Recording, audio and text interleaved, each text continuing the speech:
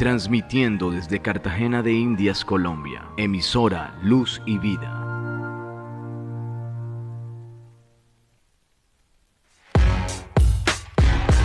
La Biblia dice, probad los espíritus, testimonios, noticias, actualidad de interés cristiano, aquí en emisora Luz y Vida, asuntos eclesiásticos.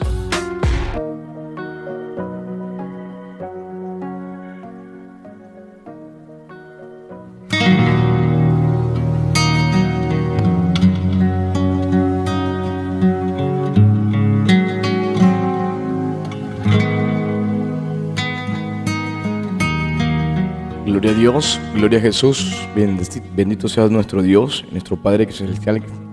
En este día saludamos a todos los hermanos y amigos que se conectan con nosotros a través de este su programa Asuntos Eclesiásticos en emisora Luz y Vida. Les saluda a su hermano en Cristo, Carlos Andrés Ruiz, bajo la dirección general de nuestros pastores Carlos y Merles Garcés. Como parte de la Iglesia Cristiana Evangélica Casa de Dios, Luz y Vida, estamos ubicados en Cartagena de Indias, en Colombia. Así que está cordialmente invitado cuando quiera congregarse, esté pasando por la ciudad, puede visitarnos y gozarse con nosotros. Gloria al Señor. Vamos a orar en este espacio porque hay que poner las cosas en las manos de Dios, y hoy seguimos con la trampa número 3 para los cristianos hoy en día. Gloria al Señor. Así que oremos primero, mejor oremos. Vamos dando gracias a los que van conectándose en esta hora. Gloria al Señor. Vince, Andrés, ¿quién es? Qué linda, creo. Gloria al Señor. Bueno, Dios le bendiga a los que se van conectando allí en la plataforma de Facebook. Estamos transmitiendo solamente por Facebook, pero después vamos a estar montando todas estas emisiones en nuestro canal de Casa de Dios, Luz y Vida en YouTube. Oremos entonces para poner este espacio en las manos de quien deben estar, en las manos de nuestro Dios. Padre, en el nombre de tu Hijo Jesús te damos muchas gracias porque tu misericordia se ha derramado en nuestras vidas. Te damos toda la gloria y te damos toda la honra. Te pedimos perdón por nuestra falta, por nuestras imperfecciones, por aquellas cosas que hacemos mal, Dios. Delante de ti te pedimos que nos perdones, que nos limpies, que nos dirijas, que nos guíes, que nos levantes, que nos purifiques cada día más para honrarte, para glorificar tu nombre. Queremos poner este espacio en tus manos para que seas tú guiándonos, para que sea tu Espíritu Santo tomando el control de todo, de los aires, donde quiera que nos escuchen, de los corazones, de las mentes, Señor. Ayúdanos para que el error quede anulado en esta hora y pueda haber claridad a través de tu Espíritu Santo, a través de tu verdad, a través de tu palabra. En el nombre de Jesús ponemos este espacio en tus manos. Te damos toda la gloria y te damos toda la honra, Dios, porque solamente a ti te pertenece. Gracias te damos, Dios. Amén y amén.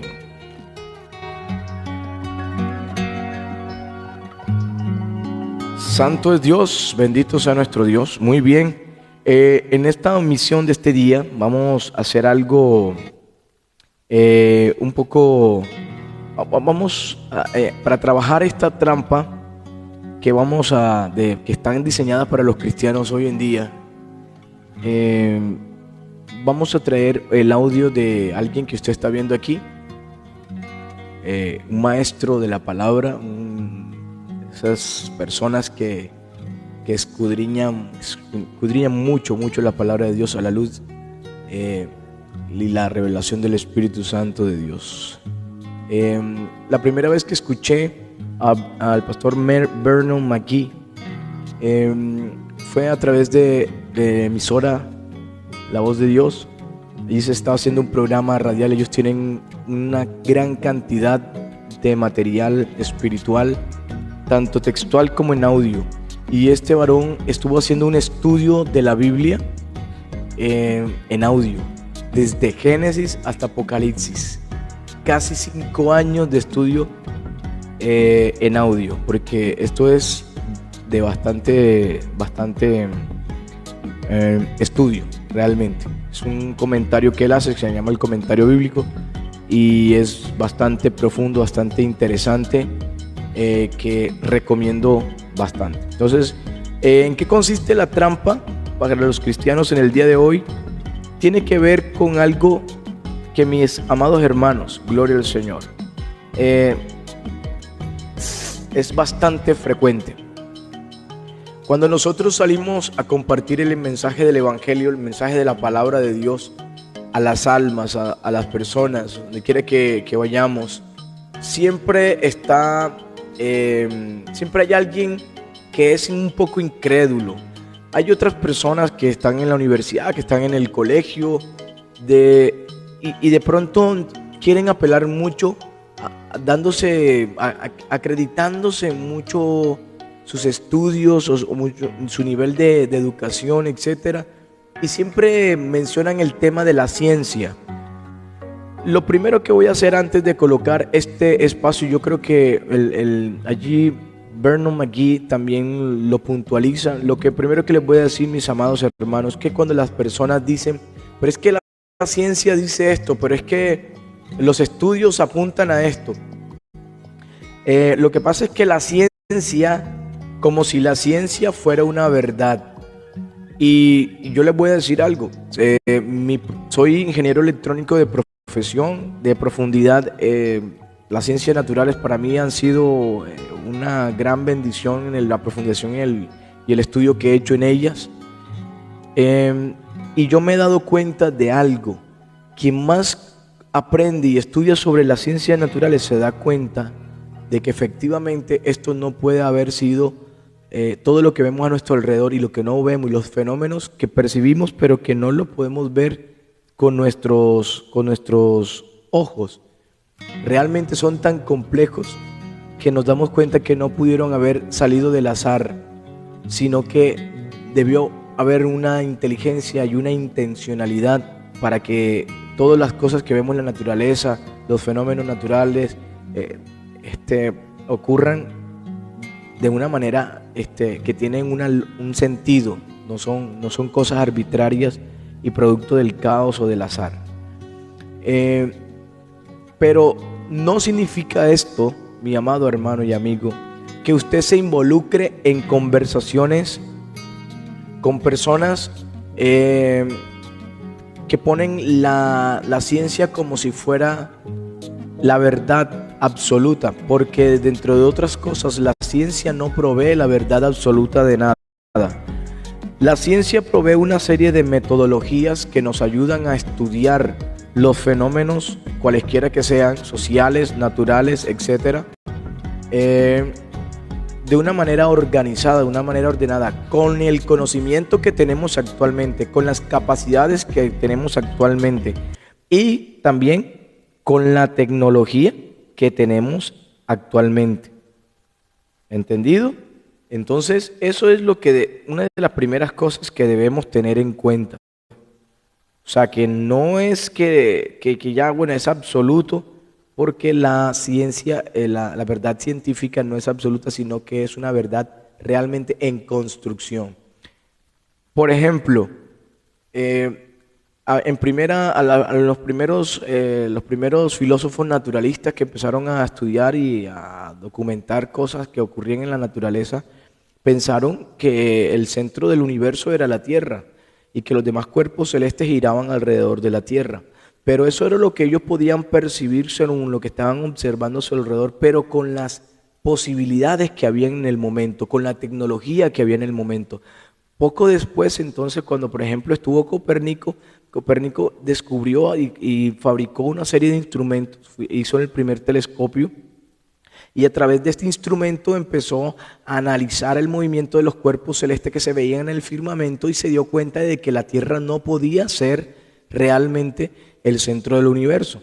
Entonces nos vamos dando cuenta, no es que el otro estaba completamente mal, sino que su pensamiento estaba limitado por las posibilidades que habían en el momento. Pero luego que alguien más, mucho tiempo después, sigue estudiando y sigue analizando e inventan otros aparatos, otros dispositivos de medida, entonces se van dando cuenta de la verdad de las cosas. O sea, la ciencia no dice la verdad absolutamente de todo lo que sucede.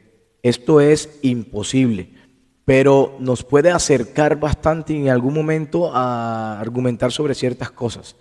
pero no nos dice todo. Entonces hay personas que dicen, no, pero es que el científico tal dice tal cosa. Por ejemplo, como el tema de la evolución. Los evolucionistas se han aferrado a la evolución por fe. Los evolucionistas deben creer en la idea que están postulando, porque no han podido comprobar. Para que una verdad sea científica, sea absoluta, debe haber una comprobación de lo que se está diciendo. Si yo digo que mi cabello tiene algunas canas, pues yo debo mostrar la evidencia que efectivamente, mira, aquí están las canas, y todo el mundo debe observar lo mismo. Y los evolucionistas no han podido completar todo el mapa de ideas que ellos propusieron desde el principio. Entonces Charles Darwin se quedó corto, murió y no pudo ver realmente maduro su idea de la evolución. Muchos le siguieron, pero hoy por hoy, para seguir la evolución debes definitivamente tener mucha fe en lo que estás diciendo, porque no hay evidencias concretas, concluyentes, de que efectivamente todo es producto de una evolución. Entonces, algunos elementos sí han cambiado, sí han mejorado, sí se puede ver una evolución hasta cierto punto, pero de allí a decir de que todo es producto, todo provino de lo mismo, no es posible. Entonces, es un asunto de fe. La verdad científica quería decir que está limitada a los conocimientos que se tienen en actual, la preparación que tienen las personas dedicadas a esto, pero también de los recursos y de los dispositivos electrónicos o, bueno, dispositivos de la tecnología que se tenga a la mano para poder avanzar en dichos estudios. Entonces, esto depende mucho de esto. Por eso no podemos decir siempre que no, que la ciencia dice esto, que no sé qué. Entonces, ¿por qué decía yo esto? Yo puedo argumentar este tipo de cosas porque me he desenvuelto en un ambiente académico y he tenido de la mano libros, artículos científicos y lo he podido estudiar. Y he podido hablar y conversar con personas conocedoras y especialistas en biología, en química, en zoología, en botánica, etcétera. Pero no todos los cristianos estamos metidos en esto. Entonces, una de las cosas que yo quiero puntualizar para comenzar y dar pie al audio que vamos a escuchar del estudio bíblico de Vernon McGee es este. Nosotros, nos plantean la trampa para que nosotros estemos debatiendo y que tengamos que comprobar científicamente todas las cosas que aparecen en la Biblia. Nosotros, nuestro libro fundamental para compartir el mensaje de Dios es la palabra de Dios, es la Biblia. Pero habrán personas, y aquí viene la trampa, que querrán empujarte a que tú quieras comprobar lo que está en la Biblia de manera científica. Algunas cosas se podrán explicar de manera natural, porque esa sabiduría la da el Espíritu Santo, pero hay otras que son del resorte de Dios y están confinadas exclusivamente a la fe. Miren que la Biblia dice que sin fe es imposible agradar a Dios, porque habrán cosas que definitivamente no se pueden comprobar de manera científica, quizás porque no tenemos el conocimiento adecuado, porque no estamos metidos en ese campo de estudio, o en su defecto, porque quizás en el momento no tenemos la tecnología suficiente en el ser humano para poder ahondar y decir, esto es así como lo dice la Biblia, porque esto y esto, y hagamos un experimento aquí para que vean ustedes. Entonces, no debemos entrar en ese afán de querer demostrar la Biblia con argumentos científicos siempre. Todo el tiempo esto no se va a poder hacer, porque una de las cosas que deja Dios es a que el ser humano se acerque a Él por medio de la fe. Mire que el apóstol Pablo en el libro de Romanos nos habla y pone de ejemplo a Abraham. Abraham fue justificado por la fe. Los patriarcas, Jacob e Isaac, fueron justificados por la fe. Noé fue salvado junto con su familia por la fe, porque creyó a Dios. En aquel entonces en Noé, recordemos lo que dice las Escrituras, no llovía, sino que un vapor brotaba de la tierra y así era como se hidrataban las plantas, los cultivos y todo esto. Era un vapor que brotaba de la tierra y irrigaba con agua todas las plantas, todos los sembradíos, etcétera. Y cuando alguien se atrevió a decir lo contrario porque había escuchado la voz del Dios Supremo, de que iba a caer un diluvio y que iba a caer agua del cielo y se iban a inundar, el mundo se iba a inundar, nadie le creyó, lo tomaron por loco. Entonces miren que Dios siempre, nosotros estamos en un asunto que es exclusivamente de fe. Entonces no caigamos en la provocación de querer siempre demostrar todas las cosas científicamente. Hoy por hoy los apologistas les gusta mucho argumentar lo que dice en la Biblia, pero muchas veces se van a envolver o se van a rodear o van a estar metidos en un lío cuando se reúnan con personas que son bastante estudiosos, que están bien preparados en conocimiento secular, en conocimiento natural, y entonces allí les van a plantear cosas y como están acostumbrados a que todo lo tienen que comprobar científicamente, van a encontrarse en un momento en que no lo van a exponer, no lo van a poner a explicar científicamente, y entonces hasta su fe ahí, hasta su vida espiritual puede ahí empezar a sufrir daño. Porque es que no todo lo podemos explicar y argumentar científicamente. Muchas cosas sí se pueden, pero no todo. Cuando uno se acostumbra, los apologistas acostumbran mucho a querer argumentarlo todo de manera científica. Habrá un momento en el que no lo van a poder hacer y entonces hasta ellos van a dudar también. Entonces, esta es una de las trampas que hoy por hoy se ven porque con esto de tema con este tema de las redes sociales, pues ya todo el mundo va estudiando y va compartiendo información. O sea, la información está rodando bastante rápido. Bendito sea Dios.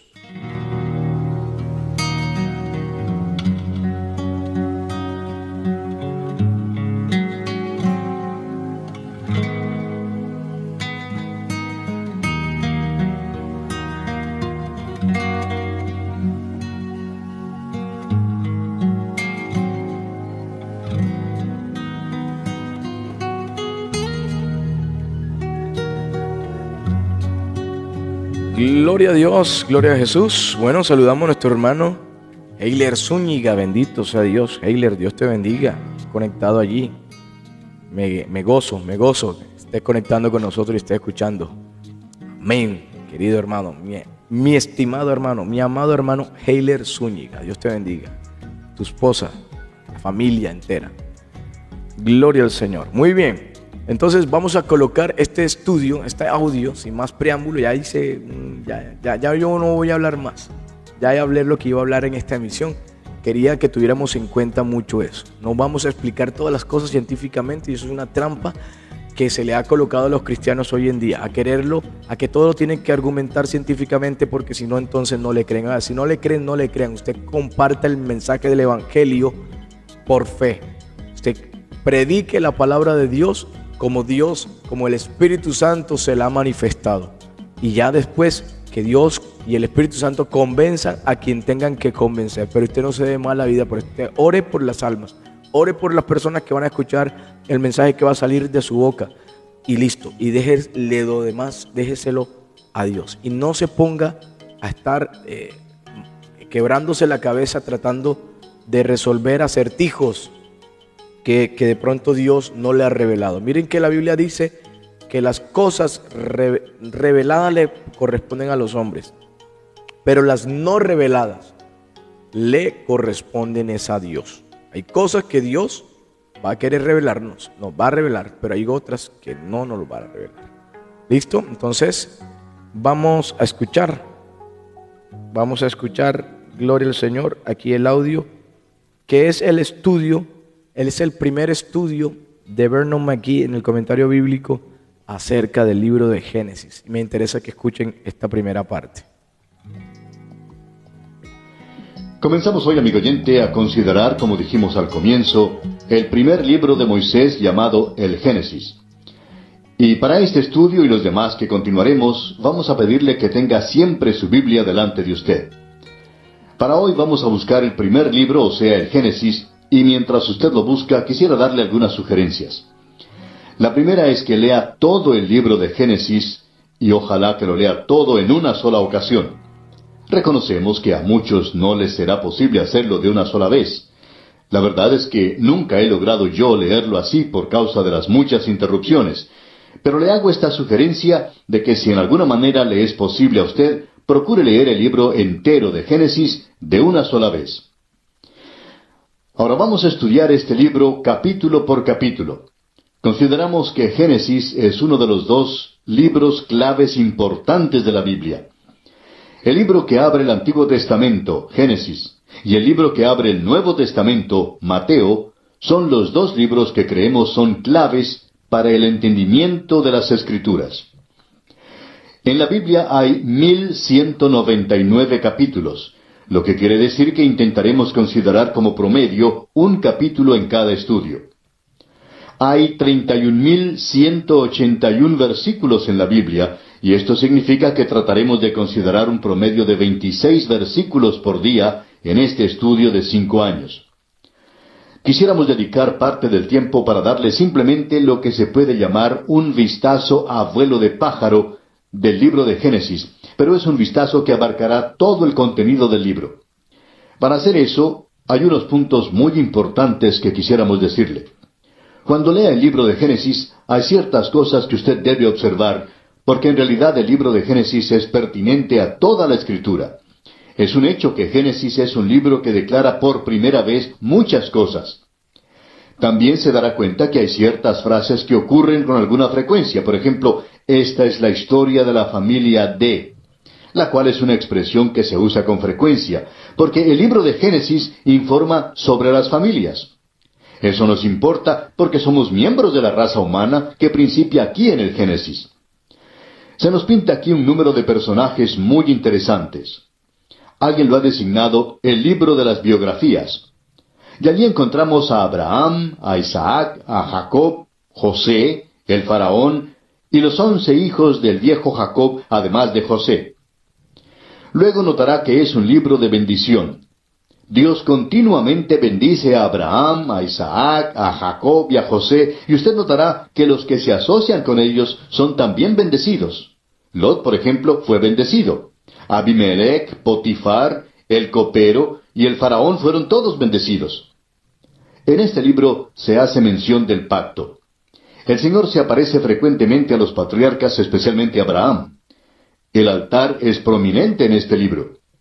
El cuidadoso esmero en el cumplimiento de los deberes en el hogar se encuentra en este libro. Egipto se encuentra aquí en este libro como no se presenta en ningún otro lugar. Tenemos también los juicios sobre el pecado que se mencionan aquí. Encontramos asimismo las guías o instrucciones de parte de Dios. Al estudiar el libro de Génesis hay que tener presente algo que Browning escribió hace años. Él dijo, fórmense una imagen del todo y luego ejecuten las partes. En otras palabras, imagínense todo el libro. Un profesor de Biblia decía en cierta ocasión a sus estudiantes que hay dos métodos de estudiar la Biblia. El uno es con el telescopio y el otro es con el microscopio. Al principio ha de mirar por el telescopio para ver todo, pero luego deberá estudiarlo con un microscopio, es decir, en detalle. Quisiéramos citar hoy a un gran hombre del pasado, Robinson, el gran predicador de Inglaterra. Cito del capítulo intitulado Devoción al Señor, de su libro La vida personal del clero. Lo que él dice es algo que desearíamos escribir indeleblemente en las mentes y los corazones del pueblo de Dios. Escuche con todo cuidado. Vivimos en la edad de los libros. De la imprenta salen profusamente y con creces. Y siempre estamos leyendo los manuales, los textos, artículos, libros devocionales, libros de crítica, libros tocante a la Biblia, libros sobre los evangelios, todos se devoran con ansia. Pero ¿cuánto tiempo y labor concedemos a la consideración de los evangelios mismos? Nos vemos constantemente tentados a creer que recibimos provecho más rápido al leer una declaración moderna de verdad que nos es fácil apropiar, porque se nos presenta en una forma y desde un punto de vista con el cual estamos familiarizados, ya sea por nuestra educación o por nuestra asociación. Pero el provecho que adquirimos fácilmente no es lo que penetra hasta lo más profundo de nuestro ser, ni lo que llega a ser una posesión permanente. Sería bueno si pudiéramos darnos cuenta de que nada que valga la pena tener puede adquirirse sin ganarlo. Las grandes verdades de la naturaleza no se nos ofrecen en tal manera que sea fácil entenderlas. Los tesoros de la gracia han de ser buscados con toda la habilidad y energía que son característicos del hombre que busca las perlas hermosas. Fin de la cita. Nos gusta mucho esta declaración porque nos revela, al principio de este estudio de la palabra de Dios, que esto no es meramente un pasatiempo, ni un tipo de fomento, sino que en realidad, amigo oyente, se trata de la enseñanza de la palabra de Dios. No tratamos de algo sensacional. Por supuesto, la Biblia es para mí un libro conmovedor. Consideraremos muchas cosas notables, pero veremos estas en la Biblia y simplemente consideraremos la palabra de Dios. Estamos convencidos que hablará a nuestros corazones de un modo en que ningún otro libro pueda hablarnos. El libro de Génesis hablará a nuestros corazones. Hace un momento sugerimos que contiene los principios de muchas cosas. Contiene el principio de la creación, el hombre, la mujer, el pecado, el día de reposo, el matrimonio, la familia, el trabajo, la civilización, la cultura, el homicidio, el sacrificio, las razas, los idiomas, las ciudades y la redención. Tenemos un gran problema urbano hoy en día. Bueno, podemos aprender mucho si volvemos nuestra mirada al libro de Génesis y estudiamos el principio de las ciudades. Veamos ahora las divisiones mayores del libro de Génesis. ¿Dónde dividiría usted el libro de Génesis si lo dividiera en dos partes? Bueno, lo interesante es que los primeros 11 capítulos constituyen por sí mismos un total. Y comenzando con el capítulo 12 y continuando hasta el capítulo 50, encontramos una sección totalmente diferente. La diferencia se establece en muchas maneras. La primera sección se extiende desde la creación hasta Abraham. La segunda sección se extiende desde Abraham hasta José. La primera sección trata de temas mayores que ponen en escena la historia humana. Estos temas todavía ocupan las mentes de los hombres pensadores del día de hoy. La creación se encuentra relatada en los capítulos 1 y 2 de este libro. La caída en los capítulos 3 y 4. El diluvio se narra en los capítulos 5 hasta el 9. La Torre de Babel la encontramos en los capítulos 10 y 11. Estos 4 eventos proveen la llave a casi todos los misterios de la vida en nuestro alrededor. Ahora, la segunda sección del libro tiene que ver con 4 personalidades. Abraham, el hombre de fe, y esto se encuentra en los capítulos 12 al 23 de Génesis. Isaac, el hijo amado, en los capítulos 24 al 26. Jacob, el hijo escogido y castigado, en los capítulos 27 al 36. Y José, mostrando sufrimiento y gloria, en los capítulos 37 al 50. La mayor diferencia entre las dos secciones, la cual es mayor y grande de veras, es la diferencia del lapso de tiempo. Los primeros 11 capítulos corren un mínimo trecho de tiempo de 2000 años. En realidad, los primeros 11 capítulos pueden abarcar unos 100,000 años. Creemos que la primera sección del Génesis puede correr o puede durar cualquier tiempo del pasado que se necesite para acomodar su teoría. Hablaremos más acerca de esto cuando entremos en los primeros capítulos del Génesis. Pero por lo menos sabemos que la primera sección del libro abarca un mínimo de 2000 años.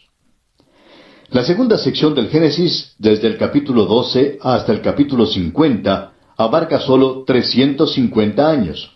A decir verdad, desde el principio del capítulo 12, andando por todo el Antiguo Testamento y también por el Nuevo, el trecho total del tiempo es de 2000 años.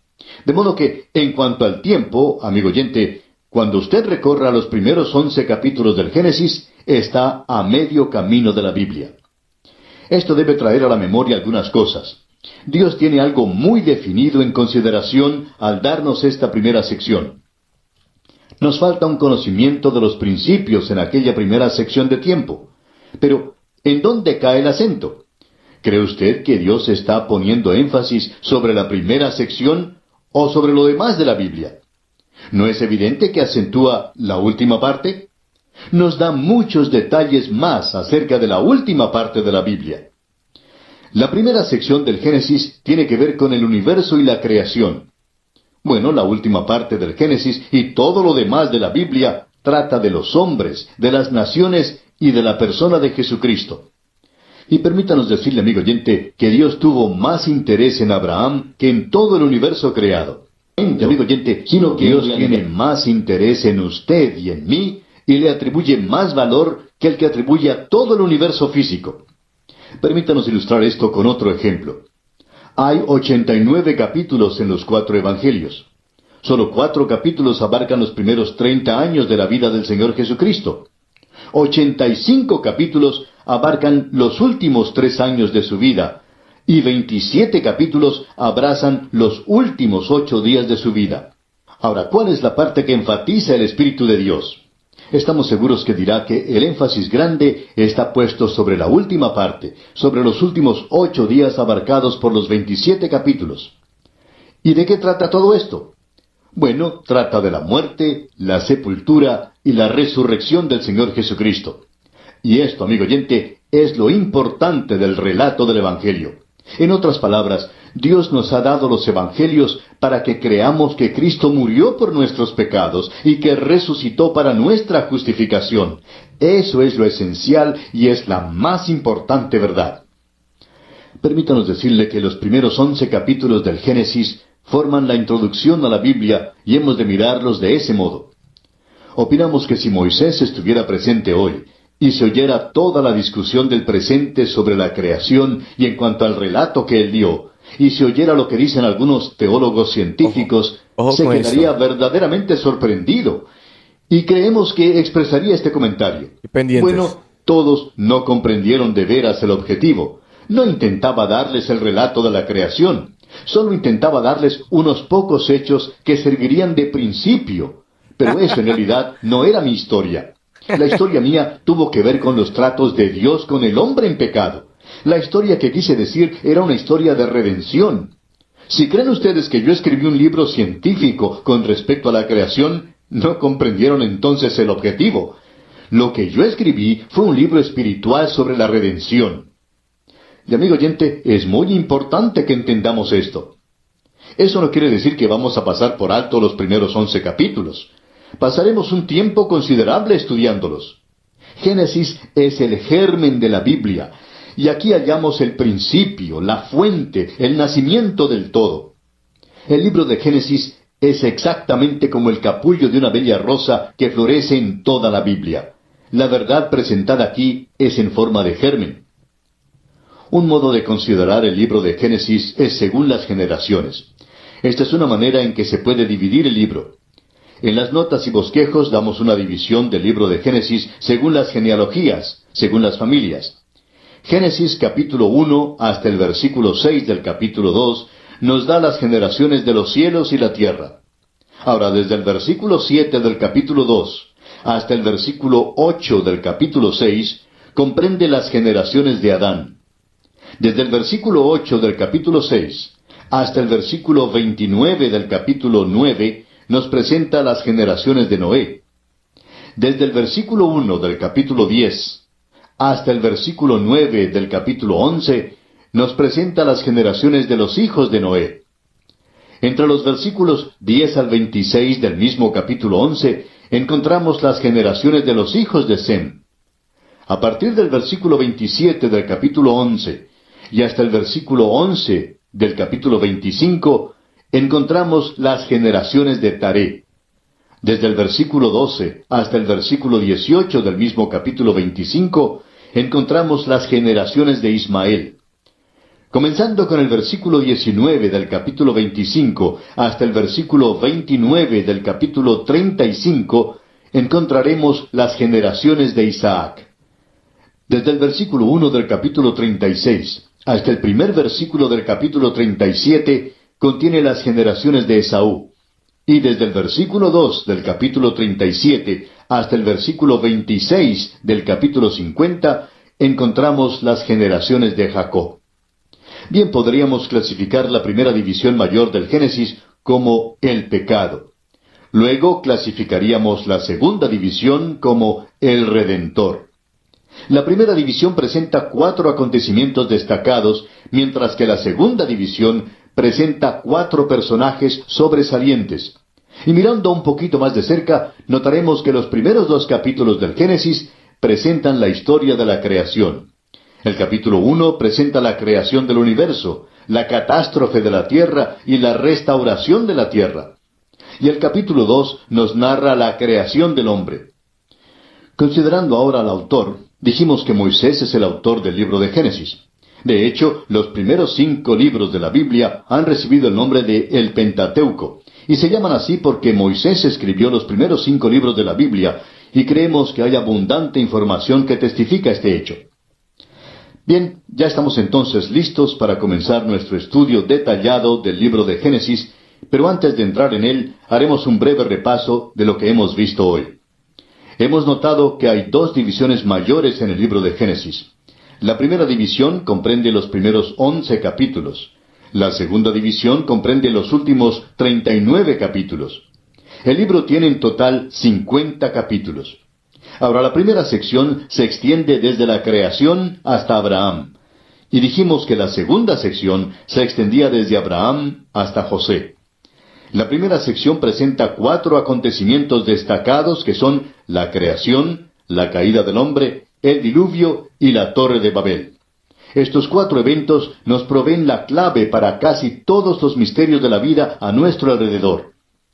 Dijimos también que la segunda sección del libro nos presenta 4 personajes sobresalientes que son Abraham, el hombre de fe, Isaac, el hijo amado, Jacob, el hijo escogido y castigado, y José, sufrimiento y gloria. Dijimos además que la mayor diferencia entre estas 2 secciones en que hemos dividido el libro de Génesis estriba en el lapso de tiempo. Los primeros 11 capítulos, dijimos, cubrían un mínimo de 2000 años. Dijimos también que en realidad esos capítulos pueden haber abarcado unos 100,000 años, o mejor, cualquier cantidad de tiempo que usted necesite para acomodar su teoría, pero que ya hablaríamos de esto más adelante. La segunda sección, dijimos, desde Génesis capítulo 12 hasta el capítulo 50, abarcaba solo un lapso de 350 años. Así es que esta es la mayor diferencia entre las 2 secciones en que hemos dividido el libro de Génesis para nuestro estudio. Finalmente, mirando más de cerca, notábamos que los 2 primeros capítulos de Génesis presentaban la historia de la creación así. El capítulo 1, la creación del universo, la catástrofe de la tierra y la restauración de la tierra. Estos 3 aspectos en el capítulo 1. Y en el capítulo 2, la creación del hombre. Hemos dividido este libro en 2 secciones mayores. Ok, gloria al Señor. Pausamos ahí un momentico, porque estas son 2 partes en las que está dividido esa primera sección del estudio de Génesis. Esa primera parte que escuchamos ahorita fue una introducción de cómo él estructuró el estudio del libro de Génesis, para que se den cuenta de que eso es un tema para que golpea a los apologistas, para que nos preparemos, que la Biblia no es un asunto para nosotros tener que estar comprobando científicamente. Sí nos proporciona información, pero realmente nosotros debemos adoptar más que todo la intención espiritual que Dios tiene para con el hombre, con cada una de las letras que allí aparecen en este libro sagrado. Entonces, sí vamos a encontrar aspectos y nos vamos a asombrar de cosas que hablaba la Biblia muchísimo tiempo antes de que las personas pudieran tener una idea de que esas cosas las veríamos nosotros en estos tiempos nosotros. Entonces, sí nos van a asombrar cosas, sí habla de cosas que están ocurriendo, pero digamos que el hecho de salir corriendo a argumentar y a pelear con gente que de pronto hasta está mejor preparada que nosotros, entendamos que la Biblia, eso es una trampa. El tema del querer argumentarlo todo, demostrar la Biblia científicamente, eso no es lo que realmente es la intención que explica Vernon McGee, que sería la intención de Dios al darnos este libro sagrado. Vamos a escuchar esta segunda parte, que aquí ya entramos en detalle con todo lo que tiene que ver con la creación en el capítulo 1 del libro de Génesis, para que nos demos cuenta que hay algunas cosas que sí tienen sentido y compaginan con lo que hemos percibido y experimentado en nuestra vida. pero más que todo la parte que Dios quiere o que Dios desea que nosotros conozcamos.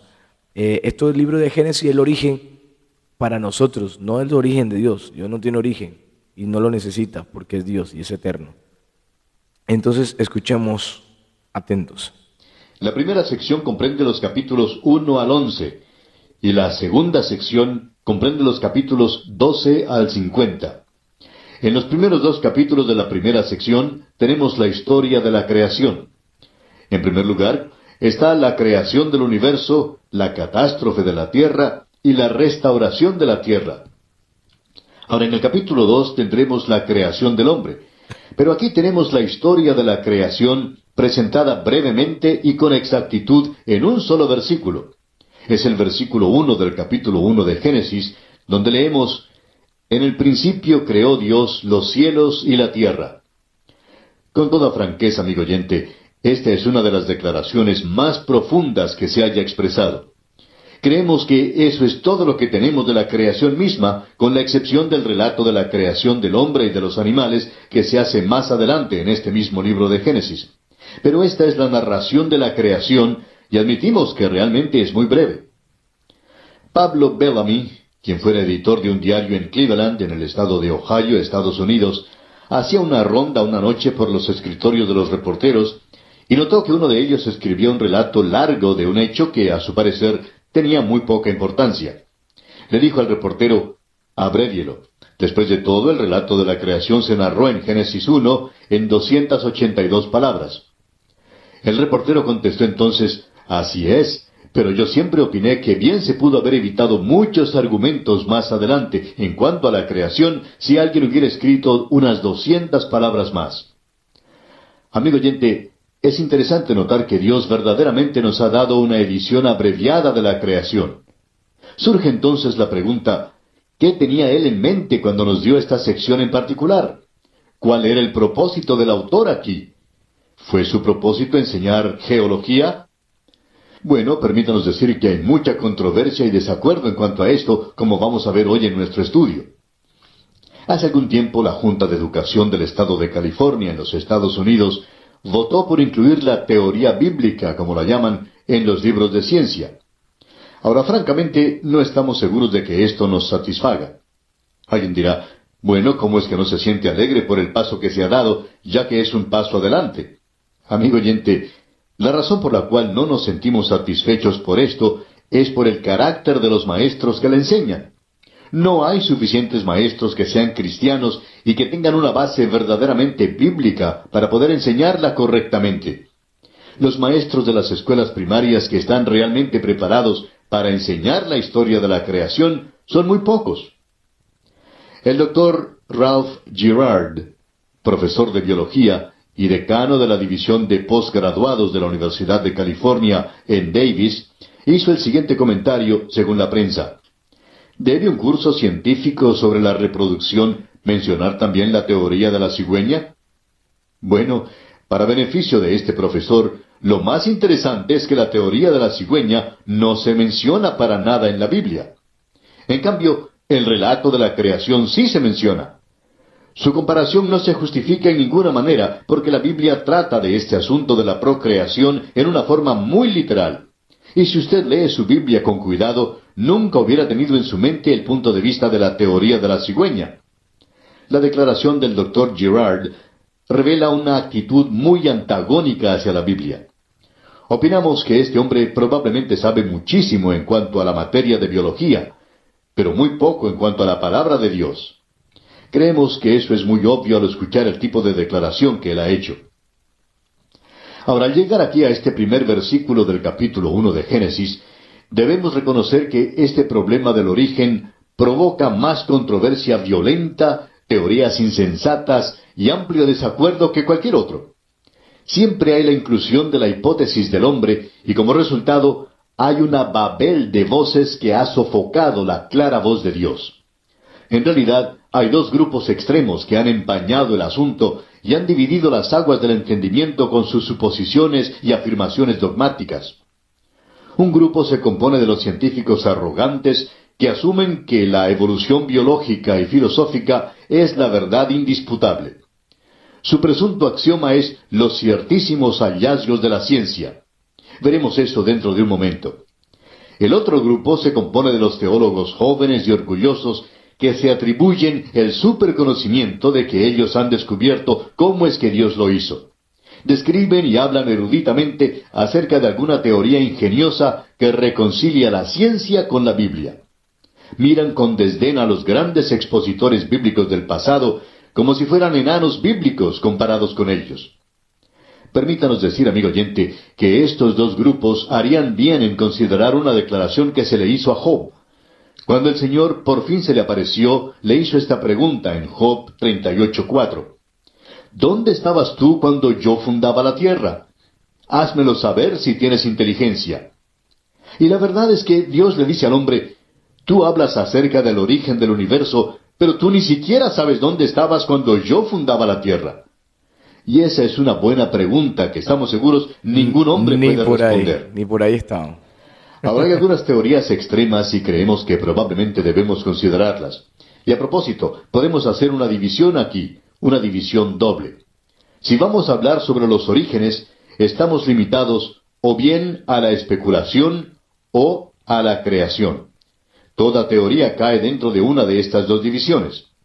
Ahora no nos diga que la ciencia dice, porque después de todo, la evolución tiene muchas teorías hoy, y algunos de los científicos más respetables del pasado y del presente rechazan la evolución. De modo que usted no puede presentarla como una declaración científica, como cuando se afirma que 2 más 2 son 4.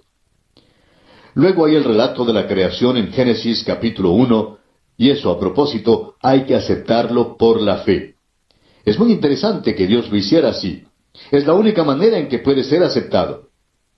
El escritor a los Hebreos lo expresó de esta manera allá en el capítulo 11 de su carta. Es pues la fe la certeza de lo que se espera, la convicción de lo que no se ve, porque por ella alcanzaron buen testimonio los antiguos. Por la fe entendemos haber sido constituido el universo por la palabra de Dios, de modo que lo que se ve fue hecho de lo que no se veía. Así es que el gran problema todavía permanece hoy. ¿Cómo pasó de la nada a hacer algo? La única manera en que uno lo puede saber es por la fe o por la especulación. Y permítanos decirle que la especulación no tiene nada de científico. Observemos ahora algunas de las teorías, y es bastante interesante notarlas. Hay quienes dicen hoy que debemos aceptar la respuesta científica. Y a ellos les preguntamos, ¿cuál es la respuesta científica? ¿De qué ciencia hablamos? En el año 1806, el profesor Lyell dijo que el Instituto francés enumeró no menos de 80 teorías geológicas que eran hostiles a las Escrituras, pero que ninguna de esas teorías se afirmaban hoy en día. Y eso es muy interesante. A muchos nos enseñaron unas teorías en las escuelas, las cuales ni siquiera se enseñan hoy en día. Por ejemplo, hubo un tiempo cuando se afirmaba que el sistema tolemaico era el correcto. Y amigo oyente, esa teoría contradecía el libro de Génesis. Pero no creemos que haya un científico respetable en nuestro tiempo que mantenga ese punto de vista tolemaico. Luego hubo el sistema científico newtoniano. Por años los científicos del mundo sostenían ese punto de vista y decían que contradecía la Biblia, y así era. Pero ¿sabe usted que hoy han descartado ese sistema newtoniano? Comenzaron luego a enseñar la hipótesis nebular. Enseñaban que la materia es indestructible. Eso fue antes del advenimiento de la bomba atómica, por supuesto. Pero ahora todo eso ha sido descartado. De modo que cuando alguien dice hoy que quiere mantener un punto de vista científico en oposición al relato del Génesis, quisiéramos preguntarle, ¿a cuál ciencia se adhiere usted? ¿Y sabe usted que lo que es ciencia hoy puede que no sea ciencia mañana? Dicen que esos libros cambian cada 10 años y que la mayoría de ellos cambian cada 5 años. La verdad es que debemos considerar cuál fue el propósito de Moisés al escribir este libro. Creemos que él se reiría de toda esa confusión que ha resultado hoy en cuanto al relato de la creación. El apóstol Pablo nos dice el propósito de la Escritura. Él dice en su segunda carta al joven Timoteo, en el capítulo 3, versículos 16 y 17, «Toda la Escritura es inspirada por Dios y útil para enseñar, para redarguir, para corregir, para instruir en justicia, a fin de que el hombre de Dios sea perfecto, enteramente preparado para toda buena obra. ¿Cuál es entonces el propósito de la Escritura? El propósito es instruir en justicia. No fue escrita para enseñar geología ni biología. Fue escrita para mostrar la relación del hombre con Dios y los requisitos de Dios para el hombre hoy en día y lo que el hombre debe hacer para ser salvo. Usted puede escribir esta pregunta sobre la primera parte del libro de Génesis. ¿Qué debo hacer para ser salvo? Suponga, amigo oyente, que Dios hubiera dado una declaración científica de la creación. ¿Cuántas personas de la época de Moisés podrían haberla entendido? ¿Cuántas personas aún en nuestro tiempo podrían entenderla? Usted debe recordar que la Biblia no fue escrita para profesores doctos, sino para la gente sencilla de todas las épocas en todas partes. Sin embargo, siempre ha atraído a los hombres inteligentes, y queremos decir a los hombres verdaderamente inteligentes. De modo que no está expresada en esa clase de lenguaje. Si hubiera sido escrita en el lenguaje científico de la época de Moisés, ciertamente la habrían rechazado. Los hombres han salido con varias soluciones con respecto al origen del universo. Una de ellas es que es una ilusión. Bueno, esa declaración está ciertamente en oposición a los hechos, ¿no le parece? Sin embargo, hay muchos que la afirman. Luego hay quienes dicen que el universo se originó espontáneamente de la nada. Bueno, eso es lo que dice la Biblia en cierta manera, pero hay que recordar que fue porque Dios habló, Dios lo creó. La tercera versión es que no tuvo origen, sino que ha existido eternamente. La cuarta versión es que el universo fue creado. Permítanos ahora compartir con usted algunas de estas teorías que los hombres han desarrollado a través de la historia del mundo. El doctor Harlow Shapley, quien fue director del Observatorio de Harvard, dijo: «Todavía estamos sumidos en una ignorancia abismal en cuanto al mundo en que vivimos.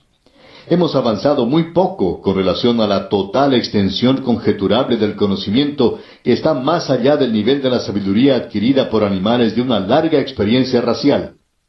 Es cierto que no tememos más los extraños chillidos en la oscuridad, ni somos supersticiosos en cuanto a los muertos. En muchas ocasiones somos valerosamente racionales. Sin embargo, no sabemos hasta qué punto lo desconocido supera a lo conocido». Amigo oyente, sin duda alguna, esta es una tremenda declaración.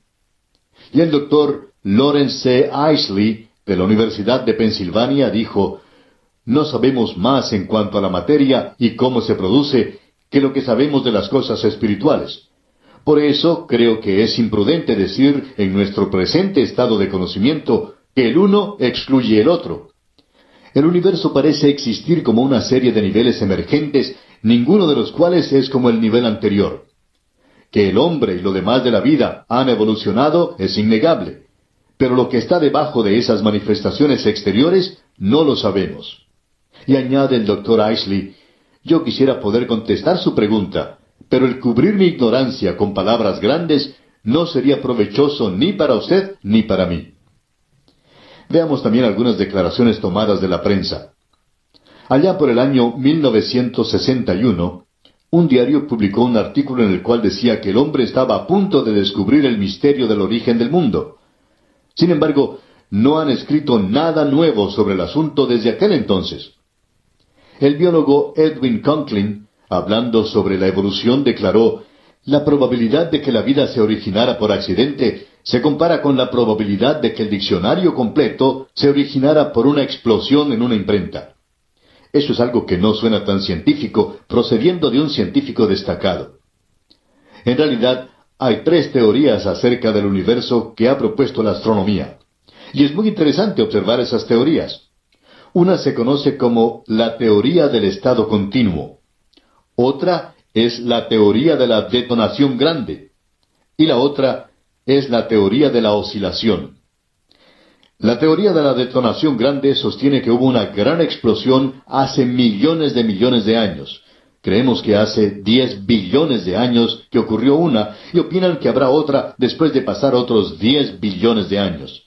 No creemos que debemos preocuparnos mucho por ella, pero es interesante que se ofrece esta explicación en nuestros días. Y uno descubre que Gran Bretaña es el lugar donde se produjo esta teoría. Y francamente, no hemos oído mucho acerca de las piedras que trajeron de la Luna. ¿Ha notado usted que muchos de los científicos ni se entusiasman por esas piedras? Es porque ellas parecen refutar la teoría de estos hombres. Hace ya muchos años, el doctor Louis Leakey, quien era hijo de misioneros, salió con una teoría que él halló por allá en África.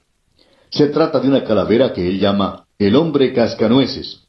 Suponemos que tenía las muelas bastante buenas. Se supone que vivió allá hace unos 600,000 años, según el doctor Leakey. Bueno, ya hemos tenido teorías así como estas antes, pero muchos de los grandes científicos de hoy no son engañados con ellas. Ahora, el doctor Lawrence S. Dillon, profesor asociado de biología de la Universidad de Texas, dice: el hombre no es animal, sino una planta que evolucionó de una alga marina.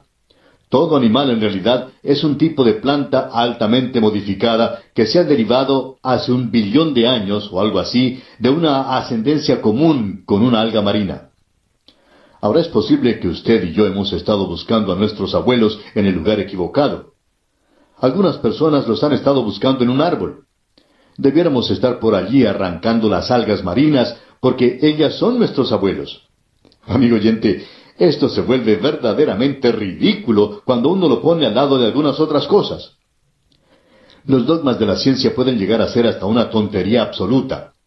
Según el doctor J. V. N. Talmage, cuando en las excavaciones arqueológicas se encontraba objetos prehistóricos culturales, se acostumbraba a arreglarlos de tal manera que aquellos objetos más rústicos siempre fueran datados o fechados más antiguos que aquellos de un tiempo más reciente, sin dar importancia al lugar donde fueran hallados.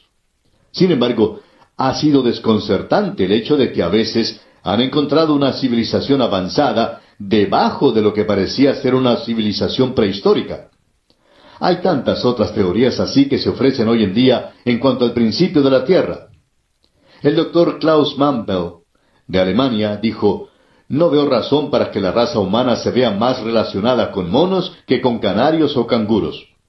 Tal vez esa es la dirección que debamos seguir en busca de nuestros antepasados. Ahora, como usted sabe, amigo oyente, ni siquiera los evolucionistas se ponen de acuerdo. La teoría evolucionista se divide en muchos aspectos y puntos de vista. Ojo con esto. Ojo con esto, que fue un ejemplo de los que puse al principio cuando comenzamos la emisión. Ojo con el tema del evolucionismo. Hay cosas que debemos hablar cuando sabemos de lo que estamos hablando, pero hay mucha gente que aún va a refutar la Biblia sin saber realmente de lo que está hablando. Entonces, por eso no es ni provechoso, ni para las almas, ni para las personas, ni para los no creyentes, ni para los creyentes, ahondar en este tema del querer demostrarlo todo con la dichosa ciencia. Entonces, pendiente con esta parte. Nunca ha sido probada como la verdad.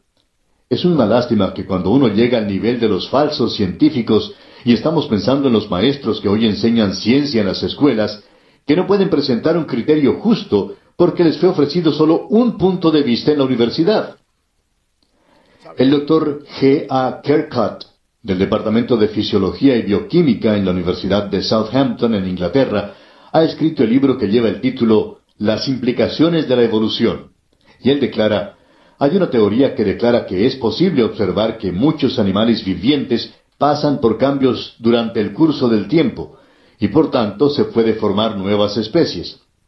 Esta se puede llamar una teoría especial de la evolución, y es posible probarla en ciertos casos por experimentos. En cambio, hay la teoría que propone que toda forma viviente en el mundo ha procedido de una sola causa, la cual salió de una forma inorgánica. La teoría puede ser llamada una teoría general de la evolución, y la evidencia que la sostiene no es lo suficientemente fuerte como para permitirnos considerarla como algo más que una hipótesis. Quisiéramos también darle la declaración del botánico sueco Dr. Heribert Nilsson. Él dice: mis esfuerzos para probar la evolución por experimentos practicados por más de 40 años han fracasado completamente. Por lo menos no me pueden acusar de haber comenzado desde una preconcebida perspectiva contraevolucionista. Se puede mantener firmemente que ni aún es posible formar una caricatura de un hecho paleobiológico. La materia fósil está tan completa ahora que ha sido posible construir nuevas clases, y la falta de series transitorias no se puede explicar como debido a la escasez de materia. Las faltas son verdaderas y nunca se llenarán. La idea de una evolución se apoya en pura creencia. Esta declaración nos está llevando a la esfera de la religión. Y amigo oyente, si usted es evolucionista, tendrá que aceptar la evolución por la fe. La evolución es simplemente especulación, y siempre lo ha sido. Pero lamentablemente muchos la han aceptado como un hecho veraz.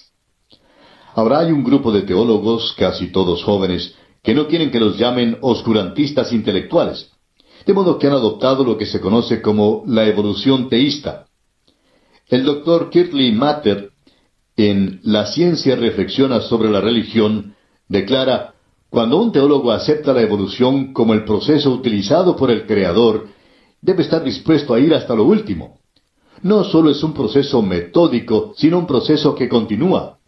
La edad de oro para el hombre, por si acaso hay una, queda para el futuro y no tuvo lugar en el pasado. Además, el proceso creador de la evolución de las primeras células vivientes, procedentes de materias no vivientes que previamente existían, puede representar un brinco primitivo, más bien que un infinitesimal paso por la senda del progreso, pero es un desarrollo enteramente natural. Permítanos decirle, amigo oyente, que no es posible. Es un dogma irrazonable. Es una posición ilógica decir que uno es evolucionista teísta. Hay quienes tratan de ir en dos direcciones. Les gustaría progresar con los que no creen y a la vez llevar una Biblia Scofield en la mano. Tememos que sea difícil hacer las dos cosas a la vez. Es un problema. Es como aquella antigua carrera griega donde se pone un pie en un caballo y el otro pie en otro caballo, y luego comienza la carrera. Bueno, es magnífico cuando los dos caballos corren en la misma dirección. Pero cuando uno de los caballos decide correr en una dirección y el otro caballo en otra dirección, pues se encuentra uno en aprietos. Hay que determinar con cuál se queda, y esa es precisamente la condición del evolucionista teísta. Ordinariamente se equivoca de camino. Por lo general, se equivoca de caballo también. Hoy se encuentran tantos seres inteligentes que parecen estar mal informados. Hace años la revista Liberty publicó un artículo en el cual decía, entre otras cosas, según la historia bíblica, ¿cuál es la fecha de la creación del mundo? ¿Y sabe usted, amigo oyente, lo que dieron como respuesta? 4004 años antes de Cristo. Absolutamente ridículo. ¿Quién estaba allí sino solo Dios? Dios creó el universo.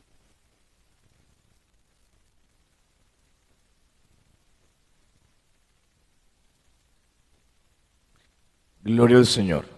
Solamente Dios. Ok. Bueno, esto es interesante lo que hemos estado escuchando aquí. Hemos llegado ya a la parte final. Yo creo que hemos redundado mucho en el asunto, en el tema, en el que pues debemos ya quedar con esa idea clara de esta trampa que existe para los cristianos en el día de hoy. Cuando usted va a compartir el evangelio con las personas donde usted trabaja, donde estudia, le van a querer que usted le compruebe las cosas científicamente. Algunos que se pasan de listos y que van a querer como que hacerlo quedar mal a usted. Entonces, no debemos entrar en esas cosas. Nosotros compartimos lo que dice la palabra de Dios. Si podemos, nos capacitamos. Y es la idea que no seamos neófitos, que ahondemos y nos capacitemos cada vez más en Dios. Pero debemos tener en cuenta que no debe ser la prioridad. Nuestra prioridad es crecer espiritualmente. Dios nos va dando el conocimiento, Dios nos va perfeccionando, nos va capacitando, nos va nutriendo, nos va fortaleciendo y nos va adecuando para compartir el mensaje en determinados momentos. Entonces miren que yo quería compartir este estudio de Vernon Mackey porque es un estudio bíblico que, aunque tiene muchos años, todavía está vigente porque todavía está ese tema del origen del universo. Ya creo que algunos en la comunidad científica han abandonado ese anhelo, ese deseo, esa seducción hacia al indagar, por ejemplo, por poner un ejemplo, el origen del universo. Entonces, son peleas que como Dios no ha dado todos todas las pistas, pues lo que se hacen es que se fabrican conjeturas. O sea, lo que a mí me parece, yo pienso que esto es así, yo pienso que esto es acá. Entonces terminan convirtiéndose, son conjeturas, son teorías. Y aquí quería finalizar puntualizando algo que incluso he compartido con muchas personas a mi alrededor donde yo he trabajado, para aclarar. Una teoría es distinto a una ley o a un principio natural. Un principio ley es cuando algo evidentemente ocurre y se puede explicar mediante un experimento científico. La ley tal, la ley de las leyes de la termodinámica, las leyes del movimiento, etc. Entonces, si se puede explicar y se puede generalizar a través de un experimento, se puede comprobar experimentalmente algo, entonces decimos que esto es una ley natural porque ocurre, funciona y siempre va a ocurrir esto bajo estas condiciones. Pero una teoría es distinta. Una teoría, aunque se aleja un poco de la hipótesis sería la idea primera, originalmente. Yo pienso que la taza de café, cuando la voy a tocar y acabo de servir el café, me quemo. Pienso yo acá que el calor que traía el líquido, el café caliente recién hecho, calentó la taza. Pienso yo acá que eso ocurrió. Esa sería una hipótesis. Cuando ya yo ahondo en el tema y empiezo a investigar y a consultar y a hacer experimentos, empiezo a mirar a ver qué otra persona se le ocurrió hacer un estudio sobre esto. Empiezo a buscar en internet, empiezo a buscar en libros y empiezo a ver, ay, ¿tú qué opinas? ¿Y tú qué piensas? Y entonces empiezo a acumular información teórica sobre el fenómeno. Entonces ya aquí podemos decir que tenemos una teoría. Entonces eso es una teoría, no es algo que está tácitamente comprobado. Tiene unas ideas, una investigación detrás fuerte, pero todavía no ha llegado a la parte de la comprobación experimental para que se convierta en ley. Entonces esto lo debemos tener claro. Cuando se explicó la teoría tal, tenga en cuenta que eso no es una verdad. Eso es unas ideas que se están estudiando acerca de algo. No se ha llegado a las conclusiones, pero eso significa que no podemos decir que ya eso es así. Simplemente que está en estudio, está en etapa de estudio. Entonces, para que lo tengamos claro, damos gracias a Dios por cada uno de los hermanos. Gloria al Señor, amigos que se han añadido aquí a la transmisión en vivo en Facebook. Dejen los comentarios, escríbanos, compartan estos mensajes con todos sus amigos y familiares si han sido de gran bendición para ustedes. Saludamos a Linda, saludamos a Heiler, mi hermano Heiler, gloria al Señor, a Evis, Terán, gloria al Señor, Dios le bendiga. A nuestra hermana Carolina Rosales, Dios le bendiga de manera especial. A los pastores Carlos Merles Garcés de la Iglesia Casa de Dios Luz y Vida. Saludamos a todos, mi esposa también les envía saludos, Jessica Garcés, Hanna y Camila, que siempre también están ahí, siempre escuchando cuando estamos haciendo los programas. Mi suegra Iris Morales, Damaris Garcés, gloria al Señor. Bueno, en fin, a todos los hermanos y amigos que llegan a este video. Entonces, compártanlo, por favor, ayúdenos a llegar a más personas para que sean bendecidos por la palabra de Dios y las reflexiones que hacemos aquí, que también son guiados por la palabra de Dios. Dios le bendiga. Vamos a orar para dar gracias a Dios por esta enseñanza, para que no caigamos en estas trampas que se han diseñado para los cristianos hoy en día. Padre, en el nombre de Jesús, te damos muchas gracias porque tú eres bueno, Dios. Para siempre es tu misericordia. Te damos gloria y te damos honra, Dios mío, tú la mereces, amado Dios. Queremos poner en tus manos nuestros pensamientos, nuestro intelecto, Señor. Necesitamos que nos ayudes en estos tiempos para que no caigamos en esas trampas que están diseñadas para dañarnos, para hacernos dudar, para desviarnos de tu camino, de tu verdad, de tu propósito. Te pedimos que elimines el espíritu de error, de confusión que hay en medio de tu pueblo, Dios. Que robustezca, Señor, el crecimiento espiritual de cada uno de los hermanos que podemos hacer estos estudios, que podemos escuchar esta reflexión. En el nombre de Jesús de Nazaret, Amado Dios, glorifícate de manera especial en cada uno de los hermanos, cada una de las personas que se han conectado con nosotros en este día. En el nombre de Jesús de Nazaret, que tu palabra siga corriendo y sea glorificada y surte el efecto por el cual tú le envías en cada alma, Señor, en cada corazón, en cada hogar, cada familia, Dios mío, en el nombre de Jesús de Nazaret. Te pedimos como siempre que operen milagros, sanidades, liberación, toda clase de necesidades que se ponen en este momento en tu presencia, Dios mío, seas tú contestando conforme a tu propósito, conforme a tu verdad, Dios mío, en el nombre de Jesús de Nazaret. Nos abandonamos en tus manos, Dios mío, y te damos muchas gracias por habernos permitido hacer parte de esta transmisión, Señor. Gracias te damos en el nombre de Jesús.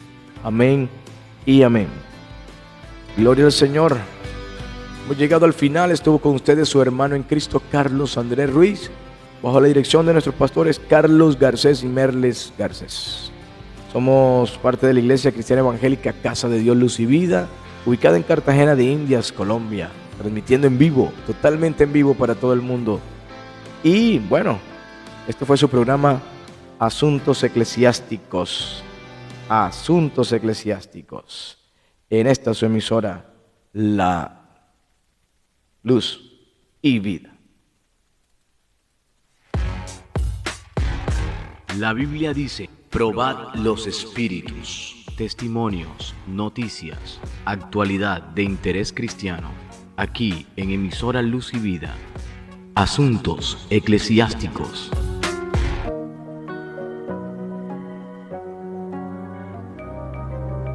Transmitiendo desde Cartagena de Indias, Colombia. Emisora Luz y Vida.